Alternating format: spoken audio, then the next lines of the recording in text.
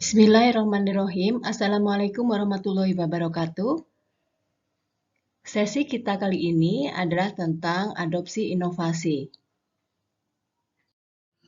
Sebelum kita mempelajari adopsi inovasi, kita harus mengetahui terlebih dahulu apa itu inovasi. Inovasi adalah sesuatu yang baru, bisa berupa produk, jasa, ataupun ide. Inovasi ini bersifat relatif. Kadang-kadang dia baru bagi sebuah masyarakat, tapi lama bagi masyarakat lainnya.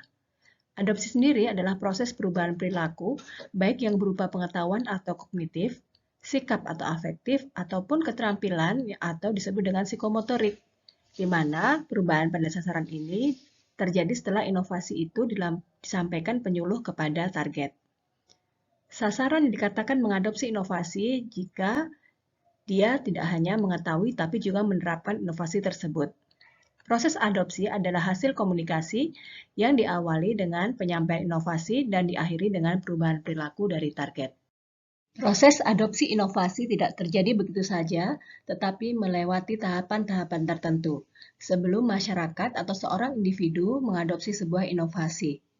Tahapan dari adopsi yang pertama adalah awareness, yaitu ketika seorang penerima atau seorang adopter mulai sadar bahwa ada inovasi yang ditawarkan oleh penyuluh kepadanya. Kemudian setelah tahap awareness, dia masuk ke tahap interest atau ketika tumbuhnya minat dan keinginan dari seorang penerima untuk mengetahui lebih jauh tentang inovasi yang diberikan kepadanya. Setelah tumbuh minat pada dirinya, maka dia mulai mengevaluasi, di mana seorang penerima inovasi menilai apa dampak dari inovasi yang akan dia terima, apakah itu baik atau buruk. Serta dia ingin mengetahui informasi secara lengkap tentang dampak baik atau buruk dari sebuah inovasi tersebut. Setelah dia mengetahuinya, maka dia akan mencoba dalam skala kecil untuk meyakinkan penilaiannya apakah benar dampak yang dia dapatkan dari sebuah inovasi itu bernilai positif. Tahap terakhir adalah adoption, yaitu ketika seorang penerima inovasi menerapkan dengan keyakinan bahwa uji coba yang telah diamatinya sendiri itu bernilai positif.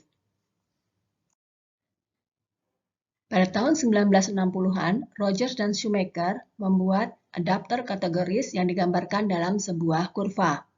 Kurva ini menggambarkan bahwa adopter atau penerima inovasi atau mereka yang mengadopsi inovasi terbagi menjadi 5 kategori.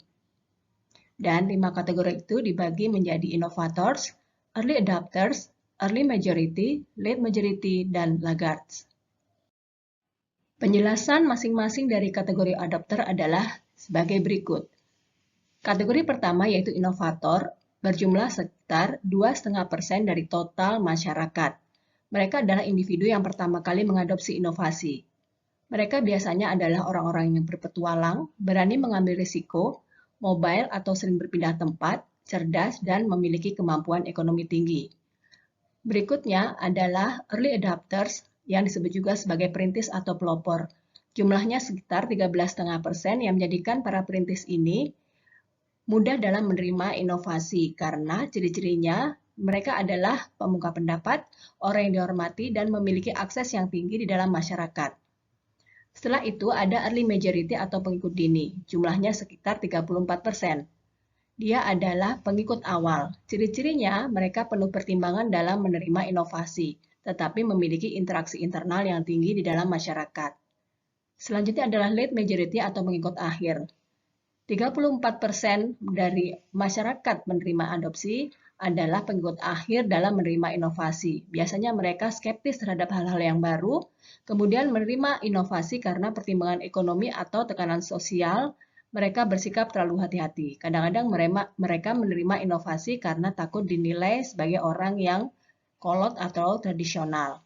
Sedangkan yang terakhir adalah kelompok laggards atau kelompok tradisional tersebut, di mana dia berjumlah sekitar 16,5% dari keseluruhan total masyarakat yang menerima inovasi. Mereka biasanya memiliki ciri-ciri, mereka terisolasi, memiliki wawasan terbatas, mereka bukan opinion leaders, dan memiliki sumber daya yang terbatas.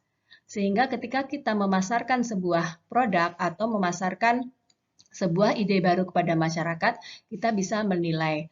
Ketika 2,5% dari total masyarakat itu mengadopsi, maka kita akan berlanjut ke early adopters atau perintis dari kategori inovasi, kategori adopter tersebut, sehingga cara-cara kita berkomunikasi harus berubah. Terjadinya adopsi inovasi digambarkan dalam video berikut. Selamat menikmati.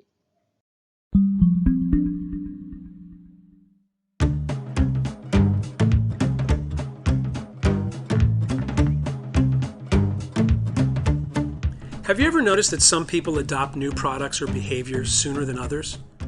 In 1962, Everett Rogers, a professor of rural psychology, developed a theory called the diffusion of innovations to explain this phenomenon.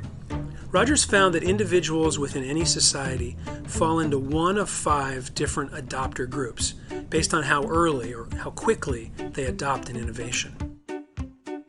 Rogers' theory tells us that if you want to promote the widespread adoption of a new behavior like these, you need to market to each adopter group differently, using distinct communication channels and messages. Let's look at each group to find out more. The innovators are a small but important group because they are always the first to learn about and adopt an innovation. They are risk-taking, adventurous, and like being on the cutting edge. The innovators are responsible for introducing innovations to the larger population because they share their experiences with their friends and communities.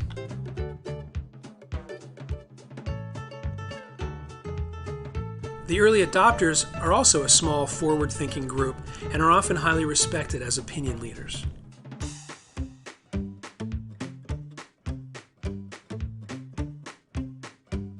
Their endorsement of an innovation plays a key role in what we call crossing the chasm, which is when the adoption of an innovation bridges the gap between the trendsetters and the majority. About 2/3 of people in a population fall into either the early or late majority groups. The early majority take time to make decisions. They will observe others' experiences and will only adopt the product once they are convinced it has real benefits and that it is the new status quo. The late majority are more resistant to change, though they are very responsive to peer pressure. They want innovations to be very well tested and widely used before they will risk trying it.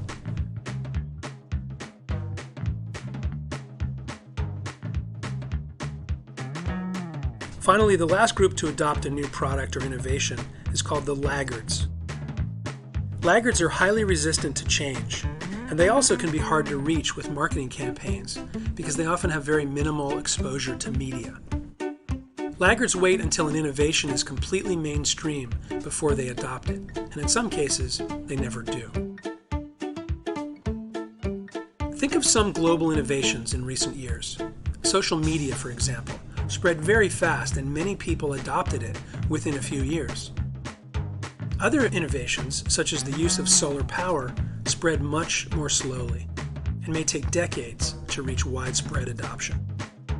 So the next time you're promoting a new product or behavior, consider the theory of diffusions of innovations and tailor your communication channels and messages. This will improve your chance of catalyzing widespread adoption.